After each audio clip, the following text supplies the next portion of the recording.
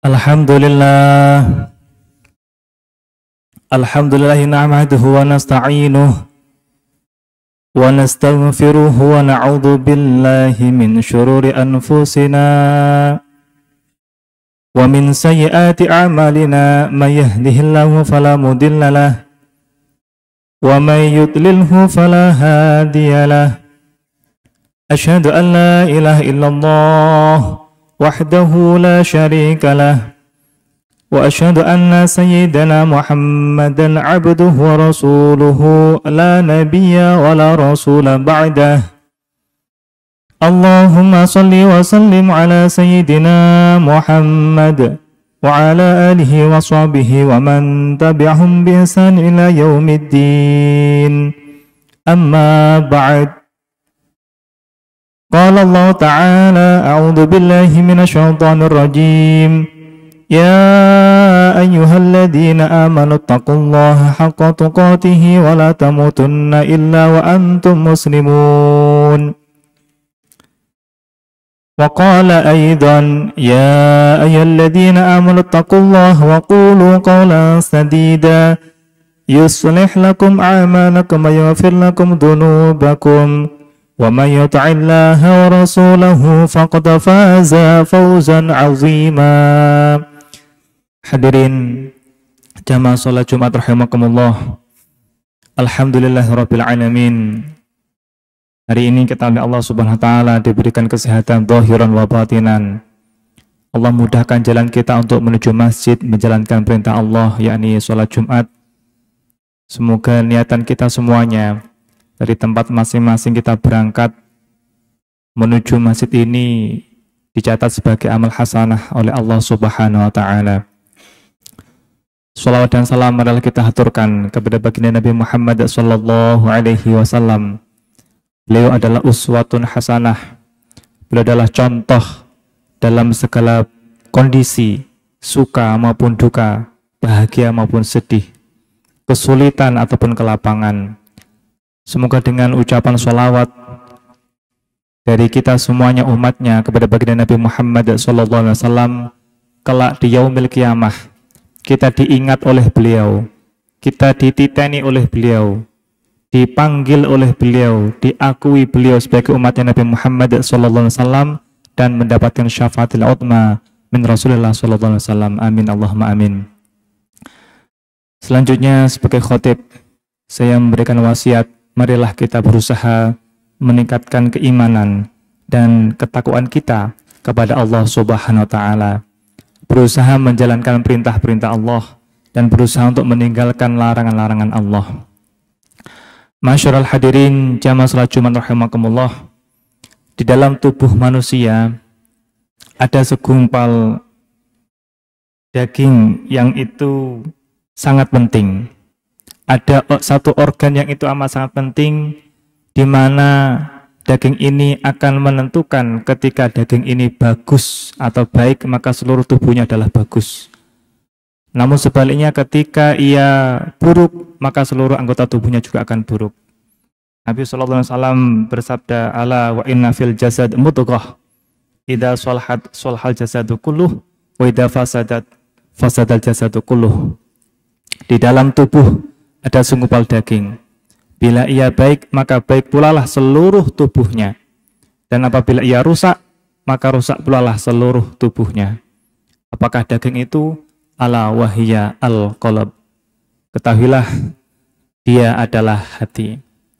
Maka sering kita mendengar sebuah hadis yang berbunyi, innamal a'malu binniyat, bahwa sesungguhnya amal perbuatan itu akan tergantung pada niatnya.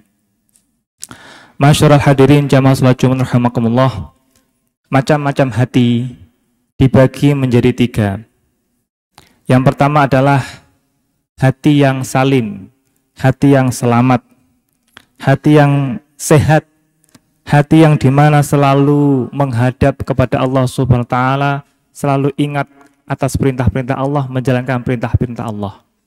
Allah Subhanahu wa taala berfirman dalam surah Asy-Syu'ara, a'udzubillahi minasyaitonir rajim. Yauma la yanfa'u malu wala banun illa man atallaha biqalbin salim.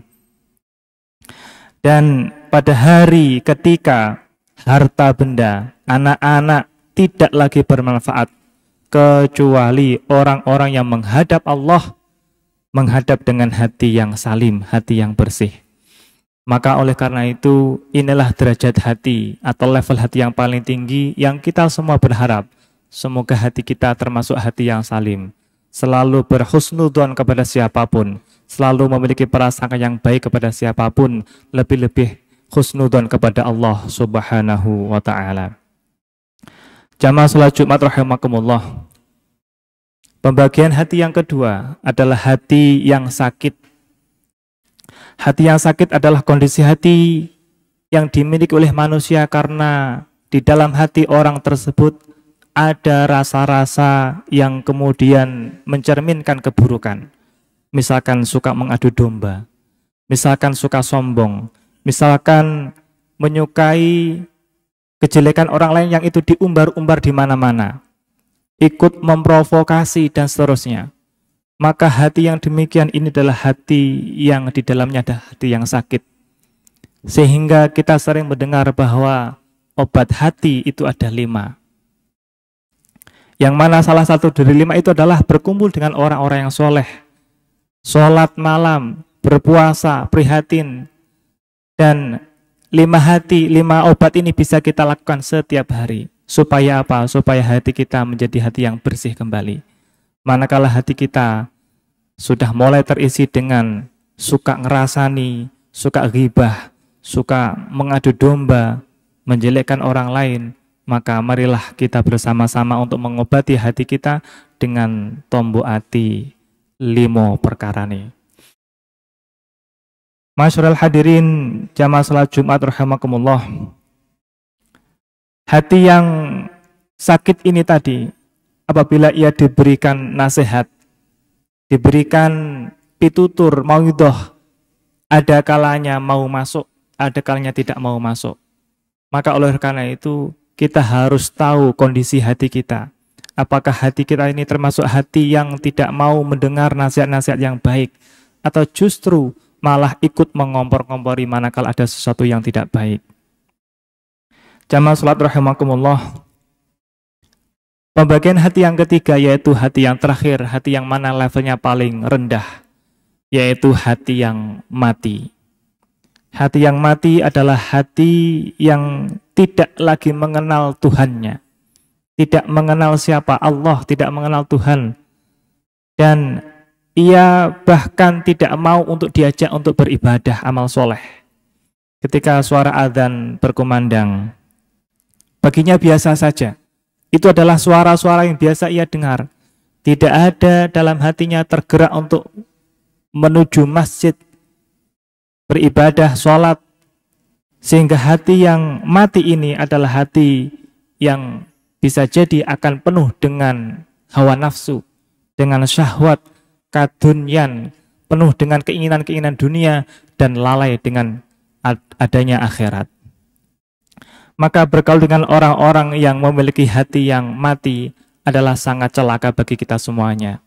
Jangan sampai kita memiliki hati yang mati dan juga bergaul dengan orang-orang yang memiliki hati yang mati. Al-Imam Al-Ghazali adalah salah satu contoh manakala beliau melihat seseorang, beliau selalu memiliki husnudzon. Melihat anak kecil, tidak kemudian merasa bahwa beliau adalah seorang ulama yang besar.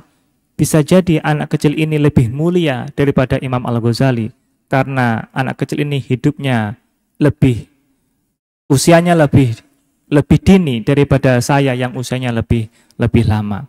Ketika Imam Ghazali melihat orang yang sepuh dari beliau kemudian husnudzon, bisa jadi amal ibadah beliau lebih banyak daripada saya. Dan ketika Imam Al-Ghazali melihat orang yang mungkin banyak maksiat, beliau juga kemudian husnudzon. Bisa jadi beliau nanti yang bermaksiat meninggal dalam keadaan husnul khotimah, sementara saya yang banyak mengarang kitab, yang dikenal oleh orang banyak beribadah, mati dalam keadaan su'ul khotimah. Inilah contoh bahwa sebagai seorang hamba Allah Subhanahu wa taala, kita harus memiliki hati yang bersih. hati yang selalu husnudzon kepada siapapun, lebih-lebih kepada Allah Subhanahu wa taala. Allah Subhanahu wa taala berfirman, qad aflaha man zakkaha wa qad khaba man dassaha. Sungguh beruntung orang yang mensucikan jiwanya dan sungguh rugi orang yang mengotorinya. Hadirin jamaah salat Jumat rahimakumullah, kita telah mengetahui macam-macam hati. Sekarang marilah kita introspeksi diri. Kita melihat hati kita masing-masing. Kira-kira kita ini apakah memiliki hati yang salim, hati yang bersih, atau hati yang sakit, yang penuh dengan kedengkian, penuh dengan kecurigaan kepada orang lain, atau na'udzubillah hati yang mati. Semoga Allah Subhanahu wa taala menolong kita semuanya dan kita semuanya diberikan hati yang bersih, hati yang salim oleh Allah Subhanahu wa taala. Barakallahu li wa lakum fil Qur'anil azim wa nafa'ani wa iyyakum bima fihi minal ayati wa dzikril hakim wa taqabbalallahu minni wa minkum tilawatahu innahu huwas samiul alim wastaghfiruh innahu huwal ghafurur rahim.